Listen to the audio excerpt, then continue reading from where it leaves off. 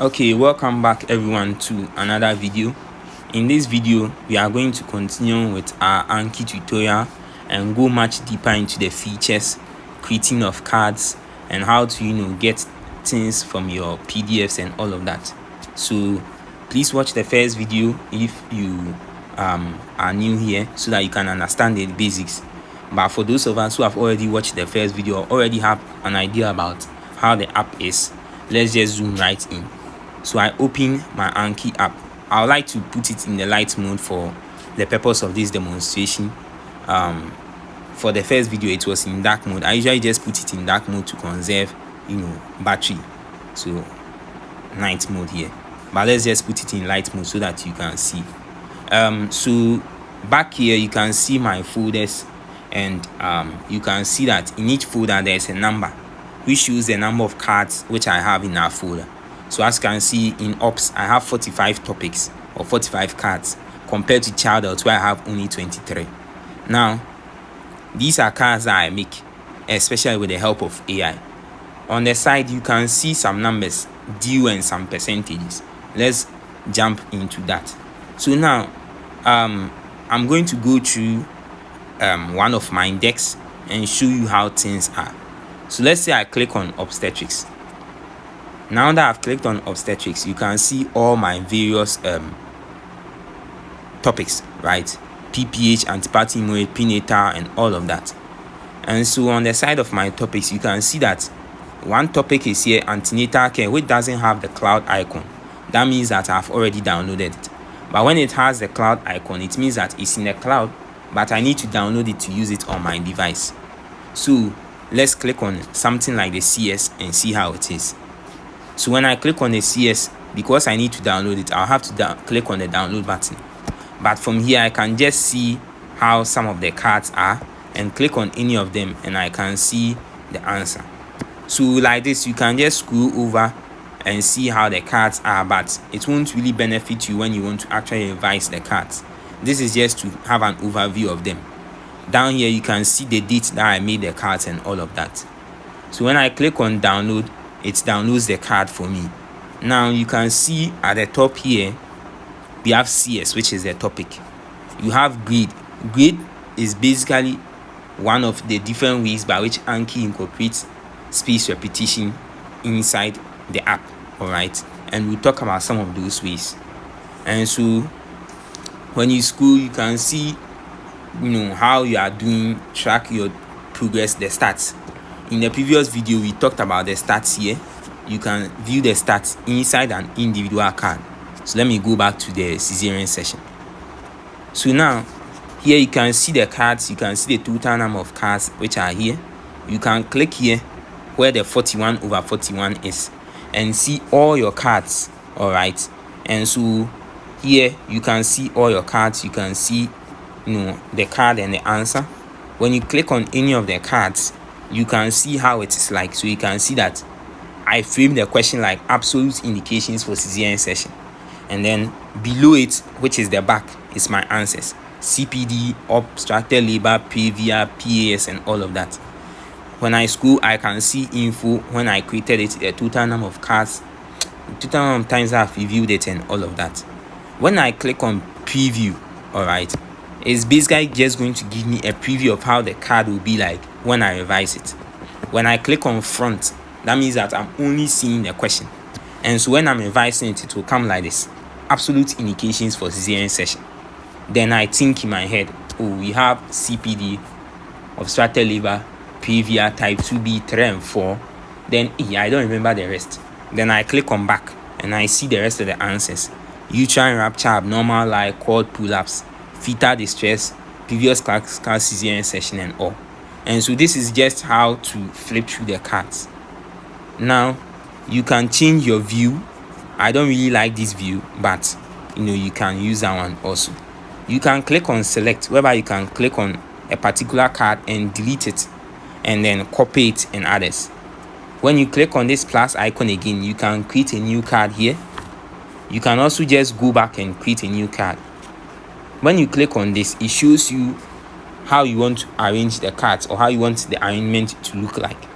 So now if I want the arrangement to look at then which ones I created first, which ones I last reviewed, and all of that. You can do that. So now when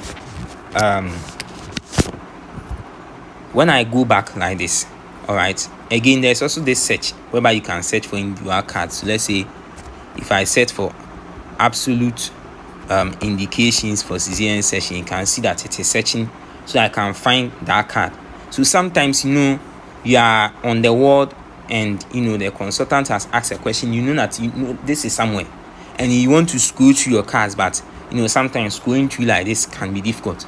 So you come here and you see absolute indication and then a search, and then let's say I want to search for J shape incision, all right, and then where is the J? J shape. So I can search for it. So that's very good. So now let's look at the settings, which is the most important part of any deck of cards. So basically this is the Caesarean section topic. Here are your cards, and then down here are your settings before you review the card. Again, you can click on these 3 dots and then it will show you a lot of things, filters, grids, and all of that. Not really that much important for now. You can share it by just clicking on it, and then you share it into the group that you want, or you can send it as an email to someone. So if you have a study group with your friends, you share the card that you have created inside. They can also share cards that they have created, and it's very good because it takes a lot of time to create these cards. You understand? So let's say you learn a topic, you create some cards, you share them inside, so that we don't all we are all cooperating. You understand? So back to the settings. So when we look at the settings, we have tags. Tags are basically like you can tag a card so that you can come back to it later. So let's say I click on this elective Caesarean session and I scroll down here. I can click on this as a tag and then write something about it. So sometimes I write difficult question, and then when I come there, I can then click on my card, my tag. So let's say this was a difficult question. So that's the tag I've given to this question, elective Caesarean session. So when I click on my tags, I will see that it's supposed to be a difficult question. I don't know why it hasn't come, even though there is a tag. Maybe I didn't save the tag, but I've saved it as difficult. I need to click on save. So when I click on my tags here, it shows me difficult. When I click on it, I see the number of cards which are difficult. And so what does it mean? You can read here that it says select tags to show. Basically what it's saying is that when you click on difficult, it will show you only the difficult questions that you said are difficult. And so sometimes when you are revising, you don't want to revise a whole lot of questions. You already know some basic things, but you want to revise the difficult ones. You put a tag there and then it revises only the difficult ones. Let's go back and remove this tag. Now, cards per session. You see, this was what I was talking about. There are a number of cards that you can revise in any session or in any time that you want to revise. As I said, the free version is only 100 cards every day, which is not ideal. And so going for the paid version allows you to revise more than 100 cards per day. But I only recommend that when you are someone who has used the Ankiapp and likes the features that are inside. So here you can set the number of cards that you want. You can even do a custom and type in any number that you want. So I've typed in this hilarious number. Let me just send it back to 10. So now it means that if I select 10, there are 41 cards here. And so it means that it will only show me 10 cards. Then I go out. So that's how it is. Font size is pretty much explanatory. So I put it usually at 24. Auto flip timer. Now auto flip timer means that when you click on a card, there is a timer that goes down before it automatically shows you the answer. You can set it however you want.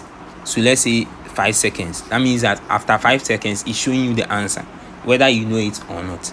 I usually put it off, but you can do it for yourself if you want. Review mode. I'll come back to that shortly. Card orientation is basically the normal one is front and back. You can do back to front, or you can mix it. I usually just go with normal. Flip stabilization, I basically don't understand this option, so I don't use it. And then background is whereby you can change, the background of your cards and all of that. I just leave it as default. So like, you can select this background, I just leave it as default. Now let's talk about review mode. There are 4 review modes here, which is how Anki is able to incorporate space repetition. You can see we have FSRS, classic, random shuffle, and in created order. So this is what they mean. In created order means that you are going to start from the first card to the last card. And so usually for me, this is how it is. So when I click on the number of cards here and I scroll all the way down, you can see that the first card is my absolute indications, depending on how I arrange the cards. So if I do the cards like this, it will arrange like that. But I want to arrange it like this. And so it means that it's going to start the revision from the first card all the way to the last card. That's what it means. So when you go back and you scroll back to review mode, random shuffle is basically, as the name implies, select the cards randomly. So you can move from the first card to the last card to any place. Classic is what uses grades, and that's what you see here as the grades here.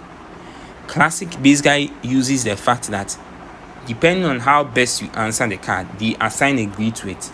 And so at the top here, you can see that I have 15 cards which are new, I haven't tackled. 17 cards that I got an F grade on, 3 cards that I got an E grade and so forth. You understand? And so it tells me that I need to improve these cards to reach a higher grade. Now, how does it grade it? When you click on review, which is the button in the middle, it will show you the card like this, and then you click on flip to see the answer. So what maternal infection is considered an absolute indication for cesarean section. So when you look through these answers, you can see one of them is part. So say I, for instance, take, let's say, herpes, right, B, and that's what is in my head. I click on flip, and that's the answer. Now, depending on how best I was able to answer the question, all right, let me just talk about the auto flip timer. So if you have an auto flip timer on, let me just demonstrate that one in 2 seconds. So say I have it at this seconds, let me say this number of seconds, and I click on review. Within that amount of seconds, the timer will go down and automatically show me the answer. I don't really like that one because sometimes I want to actively think about it, which is the active recall. So let me click on review again. Absolute indications for cesarean section. As you can see, when it uses the grades, the questions come out randomly, but they come out with the ones that you were finding it difficult to answer coming more. So let me explain that concept. So when you click on flip, you see that these are the answers, all right? CPD, obstructed labor, and all of that. Depending on how best you yourself were able to answer, you grade yourself. Fail, hard, good, and easy. So when you grade yourself, the grade that you give to yourself indicates the number of times that question will come a lot or less. If I click on easy, this question will not come frequently. But if I click on hard, it will come frequently. So now, I have another question with me here, and the answer is uterine rupture. So how best I was able to answer it will determine how many times it will come back. So as I click on good, you understand. So let's say this question has come back because it was one that I found quite difficult to do, so it has repeated again.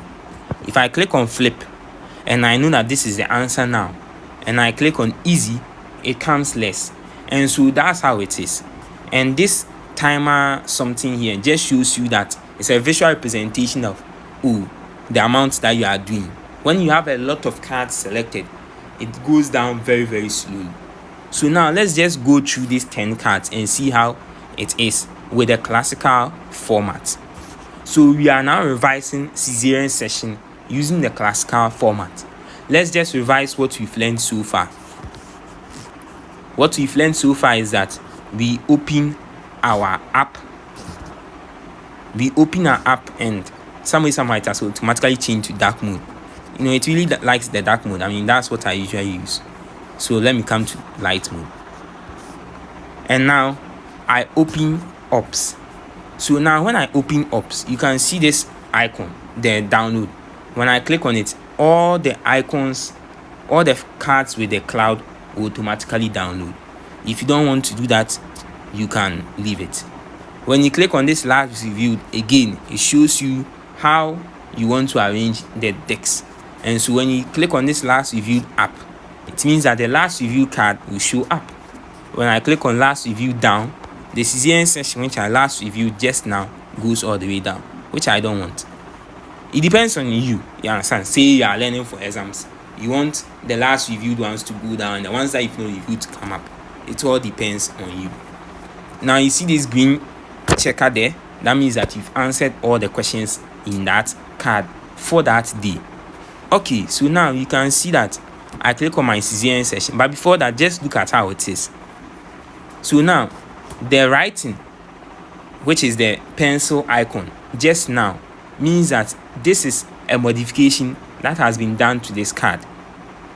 Now the play icon shows you that is where I've revised it currently. You understand? Okay, so now I click on the Caesarean section. You see it has 37% F. It shows me that with the classical review option down here, which is the classic that they've written here, the second one, it uses grades. And so 34% of my questions have been answered with an F grade. So now let's go to a review session. I would like to put it at 5 so that we can finish faster. Now that I have it at 5 reviews, I click on review.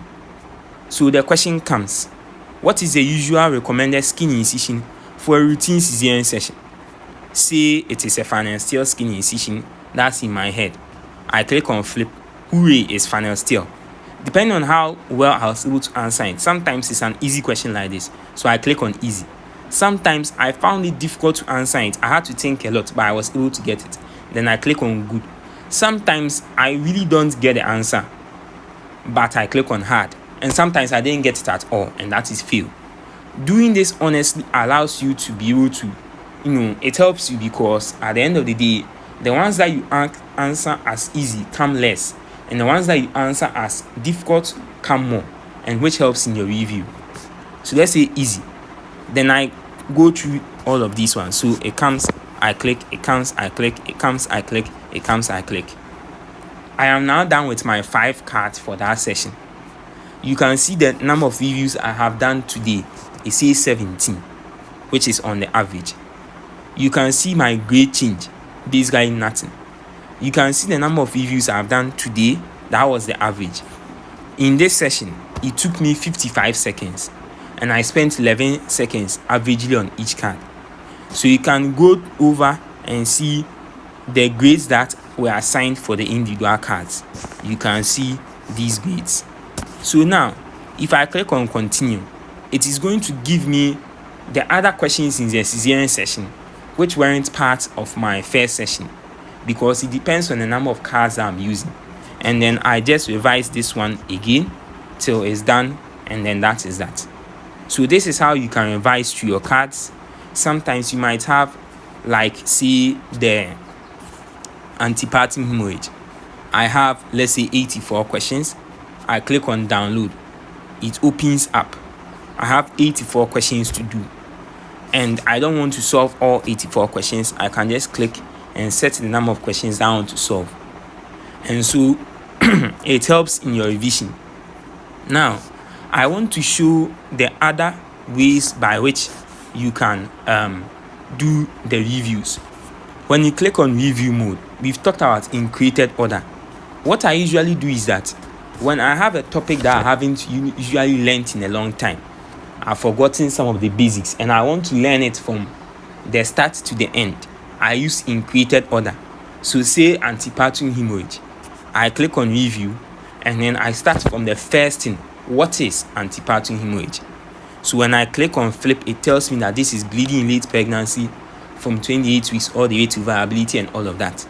And so when I go through, it allows me to see the question from the start to the end, because when I'm learning, I learn it just as it is. And so when I use in created order, it takes me from the first question, which is usually the introduction, all the way to the end.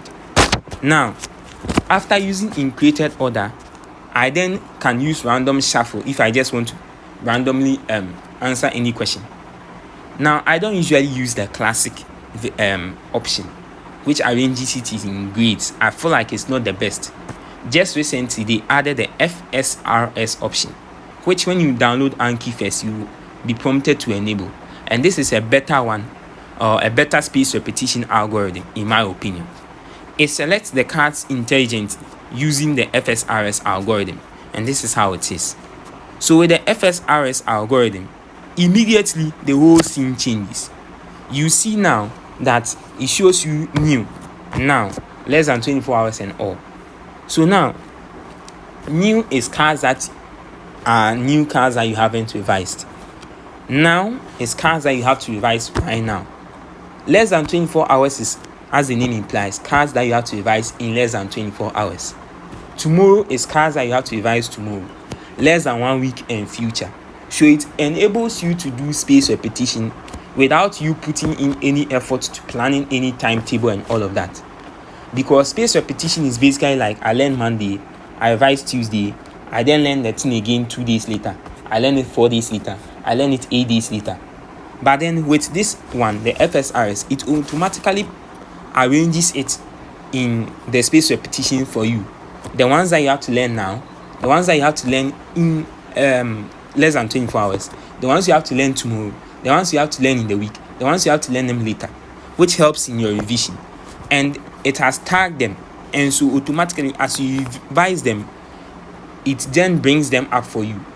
So the ones that you have to learn further are the easy questions, and the ones that you have to learn now are the more difficult questions, depending on how you arrange them or how you marked yourself.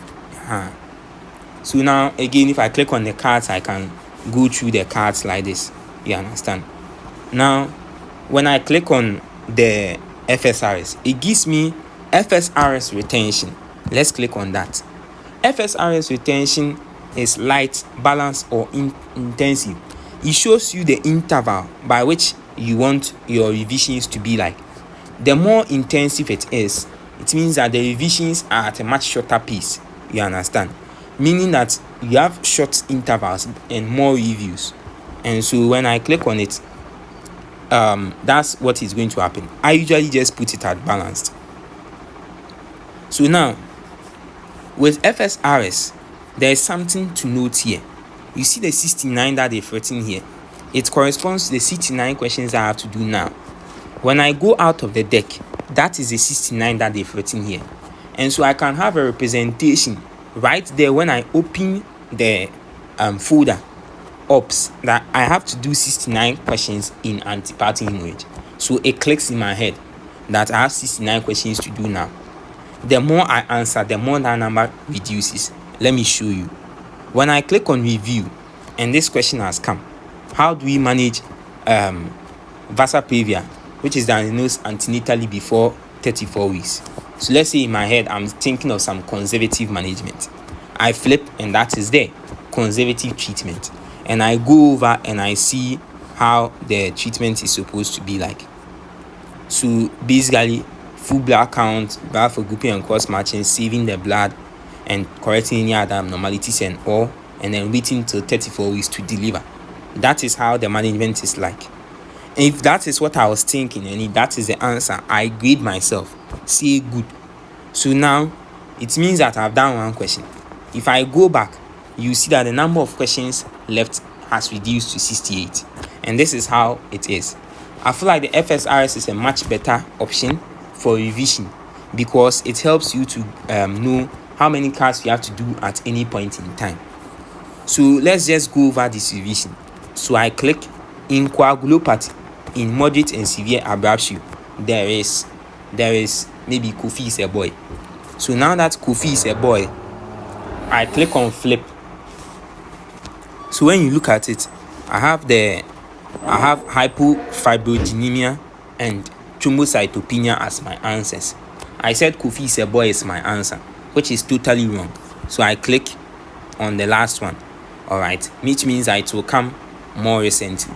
So as I go through the questions, sometimes when you click on like answer like this, the question might not come, probably because of how you formatted the font color. So when you click here, you click on edit card. Either the font color is white and that's why it's not seen, or there's actually no answer. So I don't know, some of my questions I didn't put in an answer. I don't understand, but that's by the way. So let's say I click and I type in my answer, say Kofi. It seems like the answers are not also typing. So let me see, maybe there's an answer, but it is probably the font size is probably not black. You can see, so it is there. I had an answer, so you can see the font size I have here. So let me just make sure that I have it well.